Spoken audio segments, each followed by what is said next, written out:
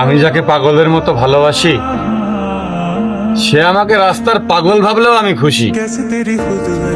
কিন্তু যার ভালোবাসা এতদিন পেয়েছি বলে বিশ্বাস করেছি, হঠাৎ যদি তা ভুল প্রমাণিত হয়, আমি কার দোষ দেব? আমি আমি নিজেই দোষী। দেখলাম যে ভালোবাসে সে ঠিক ফিরে আসে, হয়তো কিছুটা সময় একা রেখে যায়, তবে মনে মনে ঠিক থেকে যায়। সে আমার ঠিকই হইল, তবে আমার রইল না।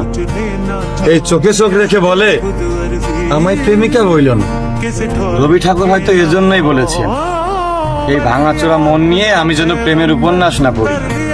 তবে খুব সংক্ষেপে বলতে চাই, তোমাকে প্রচন্ড ঘৃণা করি।